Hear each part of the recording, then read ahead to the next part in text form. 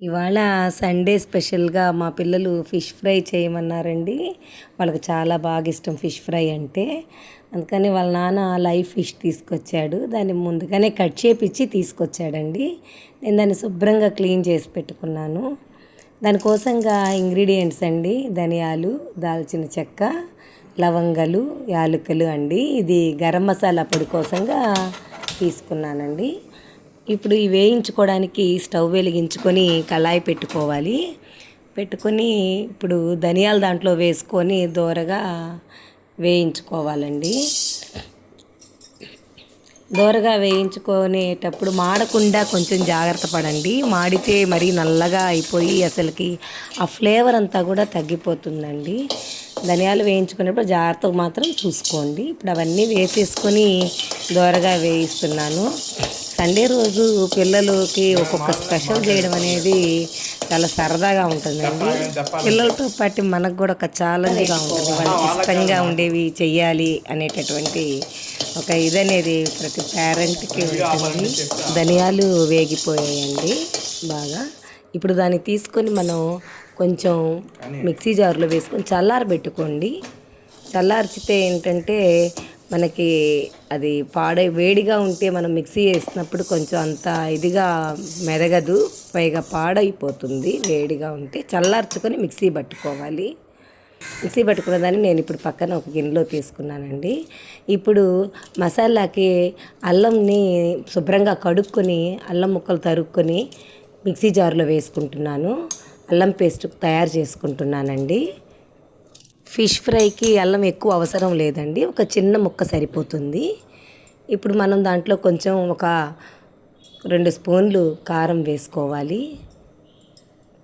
ఆ తర్వాత మనకి తగినంత ఉప్పు, పసుపు వేసుకోవాలండి. పసుపు వేసుకోవాలి. తర్వాత ఉప్పు మన రుచికి సరిపడా ఉప్పు వేసుకోవాలి. మనం ఉప్పు కొంచెం తక్కువ వేసుకుంటేనే బాగుంటుందండి. కారం బాగా ఎక్కువ వేసుకొని ఉప్పు తక్కువగా ఉంటేనే ఫిష్ ఫ్రై బాగుంటుంది టేస్ట్. ఇప్పుడు దాంట్లో మనం తయారు చేసి పెట్టుకున్నటువంటి గరం మసాలా పొడి కూడా కలిపేస్తున్నానండి. తర్వాత గరం మసాలా పొడి వేసేసుకొని ఇప్పుడు దాంట్లో మనం ముందుగా తయారు చేసి పెట్టుకున్నటువంటి అల్లం పేస్ట్ కూడా వేసేసుకోవాలండి. అల్లం పేస్ట్ కొంచెం సరిపోతుంది, మనం దానికి తగ్గట్టుగానే తయారు చేసుకున్నాం అల్లం పేస్ట్. తర్వాత ఆయిల్ ఒక 2 స్పూన్స్ ఆయిల్ వేసుకున్నాను.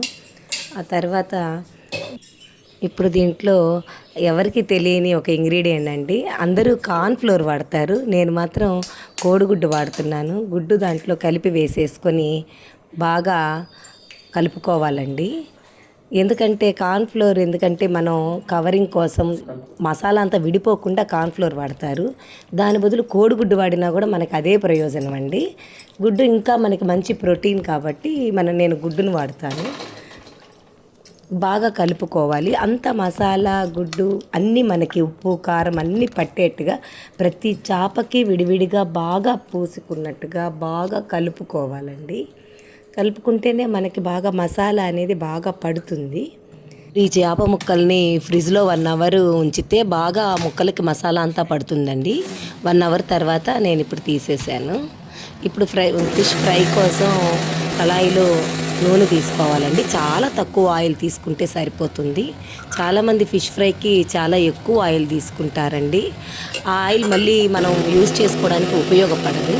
ఇప్పుడు ఫిష్ ముక్కల్ని చక్కగా ఆయిల్లో వేసుకోవడానికి నేను రెడీ చేసి పెట్టేసుకున్నానండి. ఒక్కొక్క పీస్ని దూరంగా వేసుకోవాలండి, ఒకదాని తర్వాత ఒకటి. తక్కువ ఆయిల్లోనే చూడండి, బాగా గమనించండి, చాలా తక్కువ ఆయిల్ ఉంది. నేను ఆ ఆయిల్కే 4 పీసెస్ని ఫ్రై చేస్తున్నాను చూడండి. ఒక్కసారి 4 ముక్కలని దూరంగా వేసేటట్టుగా చూసుకోండి. ఇంకొక పీసుని కూడా ఇప్పుడు యాడ్ చేశాను. ఈ తక్కువ ఆయిల్తోనే ఈ 4 పీసెస్ బాగా ఫ్రై అవుతున్నాయి. ఒక్కసారి చూడండి, బాగా మనం దాంట్లో వేసిన గుడ్డు కూడా అంతా 4 పక్కల చేరుకొని బాగా ఫ్రై అవుతుంది చూడండి. ఆ ఎగ్ వలన ఏమవుతుందంటే బాగా కార్న్‌ఫ్లోర్ కన్నా కూడా ఫిష్కి అంతా కూడా పట్టుకుంటుందండి. మామూలుగా అయితే మసాలా విడిపోతూ ఉంటుంది, కానీ ఇక్కడ అలా అవ్వదు. ఎందుకంటే ఒక ప్యాక్ లాగా పనిచేస్తుందండి మనకి ఎగ్ అనేది. చూడండి ఎంత బాగా ఫ్రై అవుతున్నాయో, బాగా ఫ్రై అవుతున్నాయి. ఇలా ఫ్రై అయ్యేటప్పుడు మనం చిదిరిపోకుండా మనం ఒక సైడ్ ఇంకొక సైడ్ మనం మార్చుకుంటూ ఉండాలి.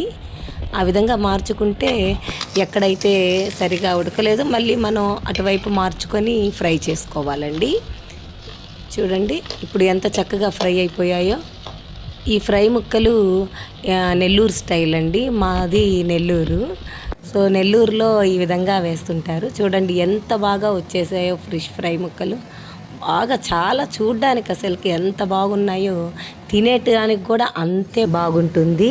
ఫిష్ ఫ్రై మీరెలా చేస్తారో కామెంట్ చేయండి. ఫిష్ ఫ్రై ఇష్టమైన వాళ్ళందరూ లైక్ చేయండి. ఇలాంటి వీడియోస్ మీరు మరెన్నో చూడాలనుకుంటే సబ్స్క్రైబ్ చేయండి.